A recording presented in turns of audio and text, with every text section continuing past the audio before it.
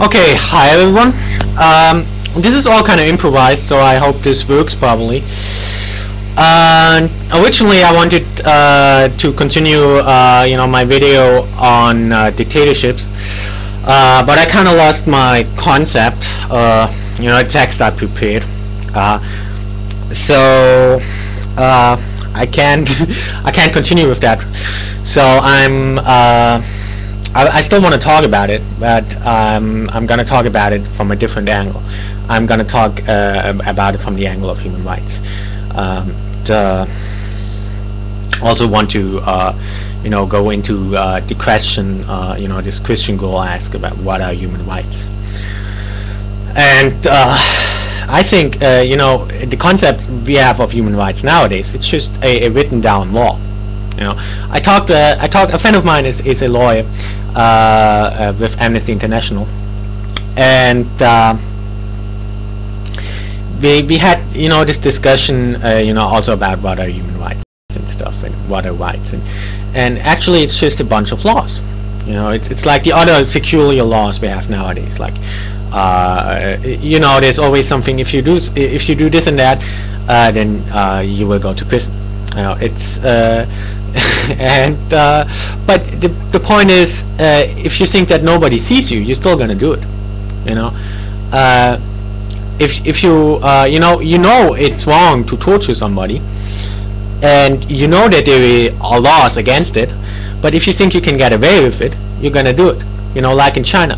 China has China is in the UN Security Council, and they're permanent members, and they signed all those the Declaration of Human Rights. They signed all those paragraphs therein which define human rights, and they've broken each and every one of them. But not only in like a few cases, not only in like one prison, or not only in like one labor camp, but they have they have a complete system, which basically constantly breaks all of those rights. They have in China there were more than 1,000 labor camps. I think, or was it 6,000? Not quite sure. I think the Laogao Research Foundation said something about like at least 1,000 verified labor camps. Then there are also those which they couldn't find out. And what was it? Okay, I'm not going to talk about the numbers, but there are millions of people imprisoned in there. But and when they always find a way around it. People are gonna abuse human rights or do whatever they want as long as they think they can get away with it. So you have all those laws nowadays. Like here we have a law against you're not allowed to feed birds. I think you can get imprisoned in this city if you feed birds. So there's so many laws, and some of them are more useful and some of them are not so useful.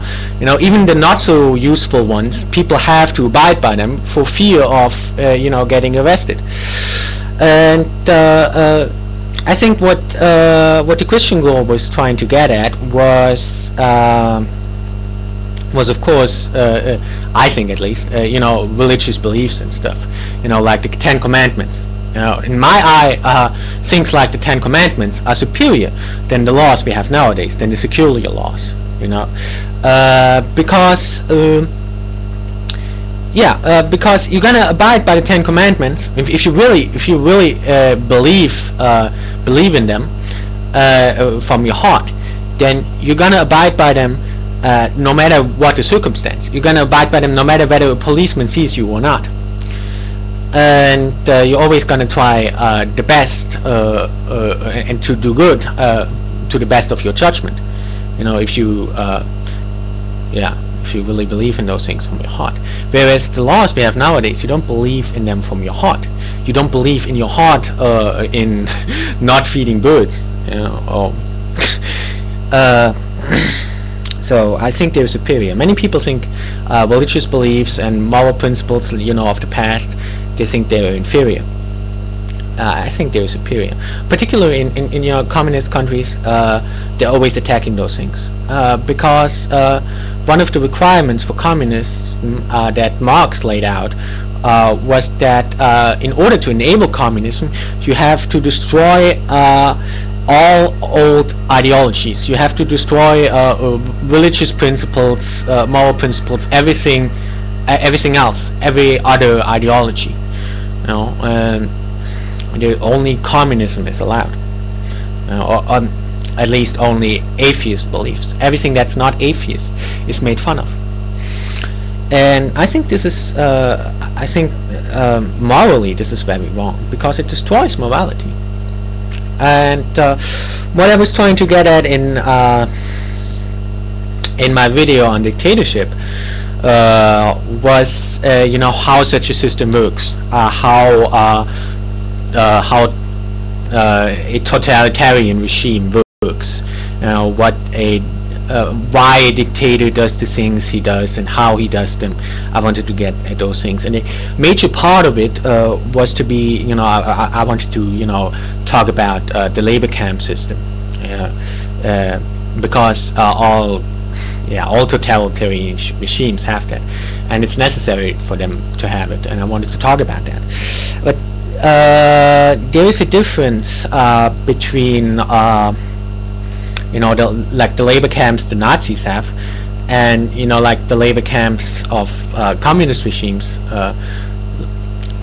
particularly like China, because what the Nazis were trying to do was kill people physically. They had forced labor only to kill people physically. They had them work until they died, and they died in the millions. In China, the labor camp system is called re-education through labor. So the point of it is not to kill you physically. There have been many people also who died in the labor camps in China or in the gulags and stuff, but that's not the point. The point of them in communist countries is basically to brainwash you. They have you working until you break. They have you working like 16 hours or 20 hours a day until you break. Mentally, not physically. They want you to break mentally, and they torture you and they brainwash you, and they have those sessions, where they get everyone together. It's like a cult. They get everyone together and have them read Mao's Little Red Book and communist books, communist ideology at them. Also in those labor camps. That's a very important part of the labor camps in China, is the ideological education, socialist education. It's brainwashing. They want to destroy all the other things you believe in, all those old concepts I talked about, all the religious concepts you might believe in. They're doing this until you break mentally. Until you say, okay, hey, you're right, I really believe, you're right, only Marxism, Leninism, Maoism is the only true ideology, and they do it until you not only say that, because of course they can tell when you're lying. They do that until you really start to believe it, until they break you. They have a particular method they use to break you. I'm not going to go into that right now, because it would take too much time. It's like the Stockholm syndrome. It works with people's fear. They making you afraid to the point that you think the only way you're gonna survive is that you really start to say and do what they want you to say and do, and then they have mercy on you. Then they won't kill you. And you become grateful to them. You think, because you're full of fear, you feel afraid of your life, and then you suddenly start to become grateful to them. You didn't kill me. Yeah, you think it's too complicated to get in right now. It's the Stockholm syndrome. That's how it works. And